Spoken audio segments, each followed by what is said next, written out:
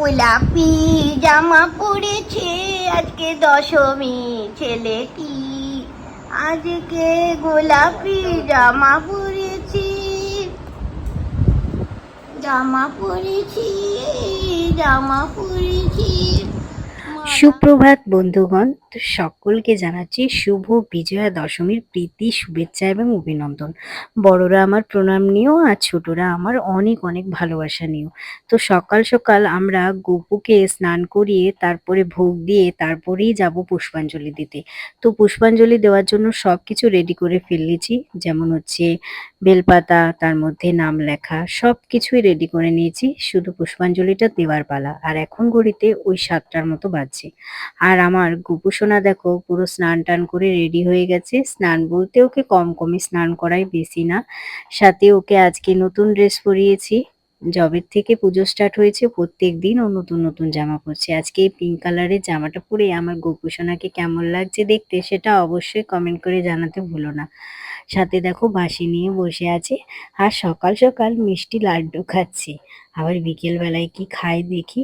যেদিন যেটা মন হয় খেতে, সেদিন কিন্তু সেটাও আমাদেরকে বুঝিয়ে দেয় যে আজ ওর এটা পছন্দ, কাল ওর এটা পছন্দ। প্রত্যেক দিন গোপুসোনা আমার নতুন জামা পরে যাচ্ছিল ঠাকুর দেখতে। কাল থেকে আর দেখতে পাবে না, আজও হয়তো আর দেখতে পাবে না, কারণ ঘট বিসর্জনের পরে ওকে আর কি করে নিয়ে যাব বলো দেখতে, কারণ ঘট বিসর্জনের পরে মাই তো চলে যাচ্ছে। আমাদের ঘট বিসর্জন হয়ে যায়, কিন্তু আমাদের প্রতিমা বিসর্জন হয় না। আমাদের প্রতিমা বিসর্জন হতে ওই 8 দিনের মতো টাইম লাগে। 8 দিন পর, মানে অষ্টমঙ্গলার পর আমাদের প্রতিমা বিসর্জন হয়। তো এই যে আমার বাবা সকাল সকাল চলে এসেছে পাঞ্জাবি পরে মায়ের কাছে অঞ্জলি দিতে। অনির্বাণ তো ঘুম থেকে উঠতেই চাইছিল না, তো যাই হোক ওকে অনেক কষ্টে উঠিয়ে নিয়ে এলাম অঞ্জলি দেওয়াতে। তো এটা হচ্ছে আমাদের ওই চিড়ের যে মুরগির যে ভোগটা দেওয়া হয় সেটা। তো তোমাদের সাথে শেয়ার করা হয়নি, আজকে শেয়ার করে দিলাম এই সুন্দর ভোগের থালাটা। পাখা চিহ্নে দাঁড়িয়েছে।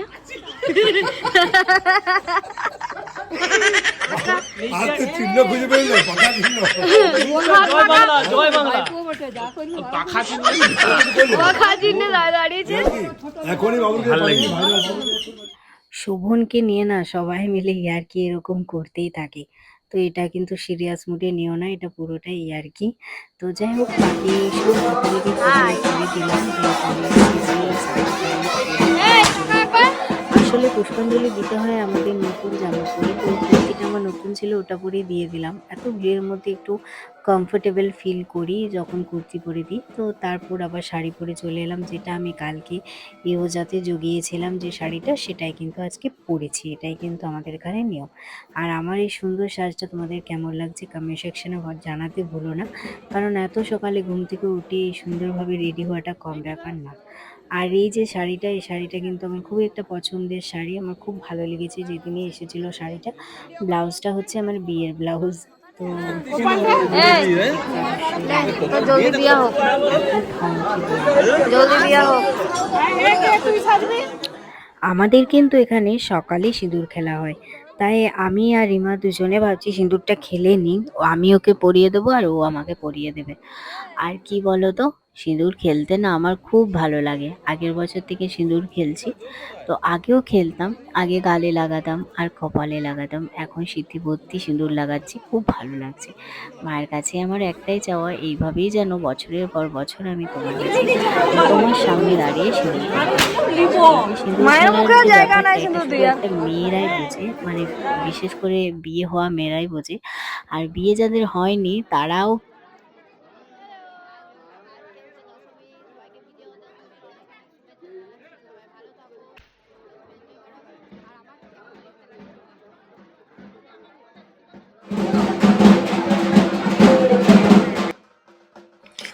তো আমাদের আবার বরণ হয়, তারপরে আমাদের বিসর্জন হয়। তো সেটাই হচ্ছে, এটা করে যাদের বাড়ির পালি থাকে তারাই করে থাকে।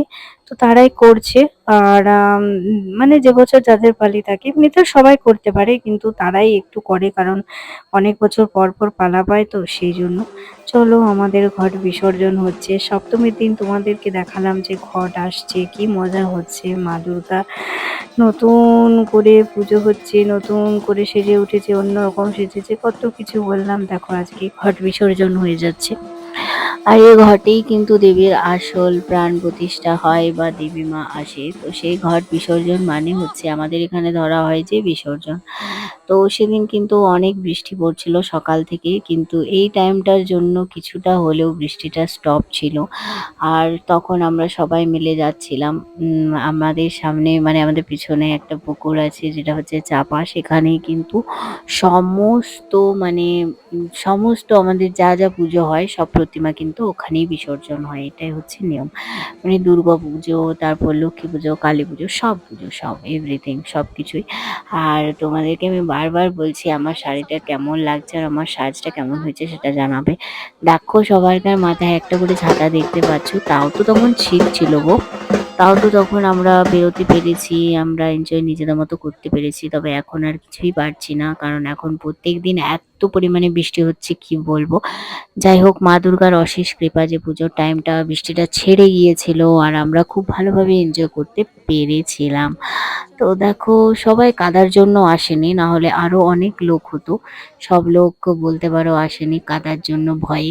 আসলে কাদাটাকে যাই বলো, সবাই একটু ভয়ই পায় জানো তো। আমরাও পাই, তবে আমরা আবার ছবি তোলার জন্য সেই ভয়টা আমাদের আর থাকে না। আমি ভিডিও নিয়ে নিচ্ছিলাম। আমি যে ছবি তুলছি আমাকে নিয়ে নে। আমার দেখলাম এবার বসবো। বস বস বসে বসে তুল বসে তুল হ্যাঁ, বসে তুল, ভালো করে তুলবে। পায়খানা বেরিয়ে যাবে তাও তো ফ্রেমটা লিলি না, বড় সুন্দর চলছে। নিজের কোনো এবার আমি আর উনি একটা সেন্স হয় না তুই আরে হয় না তুই তুল টাকা দরকার আছে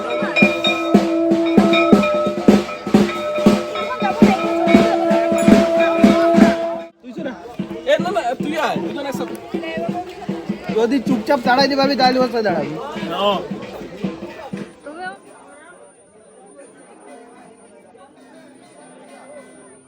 দশমীর খাওয়া দাওয়া এখনো সবটা পড়েনি, আর একটু বাকি আছে। এই যে হ্যাঁ দাদা, সভাপতি আমাদের চাকরি হবে তো?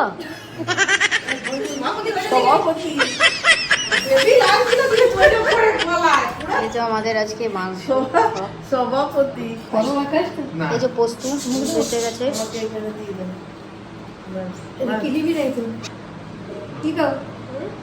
অল্প একটু খা রে বাবা, করলা তো আমি তো ওইখানে আর এই হচ্ছে আমাদের জামাইয়ের খাবার মেনু।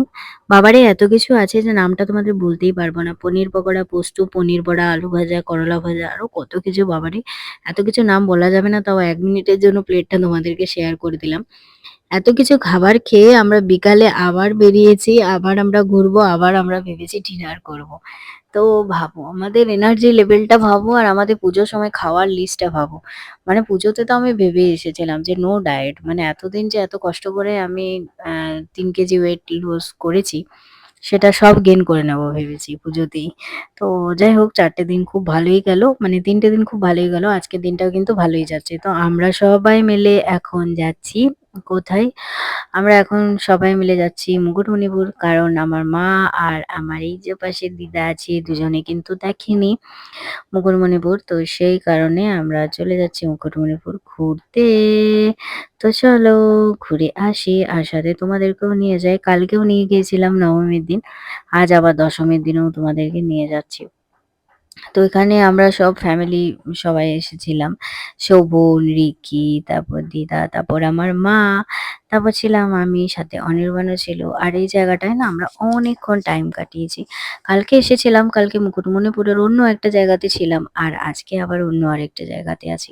আর এই জায়গাটা আমার কিন্তু বেস্ট লাগে, তাও আবার সন্ধ্যের টাইমে। কি ভালোই যে হাওয়া চলে এখানে। এখনো হয়তো ঠান্ডা ঠান্ডা ওয়েদারটা আছে, তো অতটাও কিছু মনে হচ্ছে না। তবে গরমকালে এই জায়গাটা একদম বেস্ট জায়গা। তারপরে আমরা একটু সন্ধ্যেবেলায় হাঁটাহাঁটি করলাম, অনেকক্ষণ ধরে অনেক গল্প করলাম, কত কত যে গল্প করলাম কিছুই বলার নেই। এটা হচ্ছে অশেষদের বাড়ির কাছের প্যান্ডেল কুড়া বাড়ি। তো সেখানে চলে এলাম একটু ঠাকুরটা দেখতে, ভাবলাম সেই যখন এসেছি তখন একটু এখানে ঠাকুরটাও দেখে নিই। আর এখানে জানো একটা বিরাট বড় মেলা বসেছে। আর সেই মেলায় ঢুকতে ঠিকই পারিনি, তবে মেলাটা বাইরে থেকে দেখলাম, অনেক বড় মেলা বসেছে। তো এখানের প্যান্ডেলটা আমার কিন্তু বেশ ভালো লেগেছে। মানে সিম্পলের মধ্যে বেশ অন্যরকম একটা ব্যাপার, তো ওটা আমার বেশ ভালো লেগেছে। তো যাই হোক, তারপরে আমাদের তো সবকিছুই হলো, এরপর চলো আমাদের পেট পুজোতে যেতে হবে। কারণ যতই আমরা সকাল থেকে খাই না কেন, সেই একটু রেস্টুরেন্টে না খেলে মনটা যেন মনে হয় মানে একটা কেমনই লাগে, যেন পেটটাও ভরে না মনটাও ভরে না, এরকম একটা ব্যাপার। তো দিয়েও আজকে আমার পেট পুরো ফুল, তাও এসেছি। তো খাওয়া-দাওয়া সবকিছু সেরে এই যে ফাঁকা মেলাটা, এটা দেখতে এত খারাপ লাগে না? এই যে শাটারটা দেওয়া আছে, গ্রিলটা দেওয়া আছে, কেউ কোত্থাও নেই। এটা দেখলেই যেন কান্না পায়। এতদিন কত হই। আর আজকের দিনে দেখো পুরো মেলা ফাঁকা হয়ে আছে। আমরা প্রণাম করে দেন বাড়ি চলে যাবো। তারপর তার পরের দিন সকালের কিছু ক্লিপ তোমাদের সাথে শেয়ার করছি। যেমন গোপু বাবা সকালবেলায় উঠেছে। তারপর আজকে একটা অরেঞ্জ কালারের ড্রেস পরেছে অ্যান্ড দেন ওকে ভোগ দেওয়া হয়েছে। আর তারপরে আরো অনেক ঠাকুরকে অনেক ফুল দেওয়া হয়েছে। এখানে মা দুর্গাকে দেওয়া হয়েছে। মা দুর্গার ঘরটাও কিন্তু অষ্টমঙ্গলা পর্যন্ত থাকবে। এটাই আমার বাড়ির নিয়ম। আর আর অন্যান্য যে ঠাকুরগুলো আছে সেগুলোকেও পুজো করে দিলাম। আজকে সব ঠাকুরেরই পুজো আমি একাই করেছি। আজ বাবা ঠাকুমা কেউ করেনি। তো যাই হোক, ভিডিওটা কেমন লাগলো অবশ্যই জানিও। টাটা।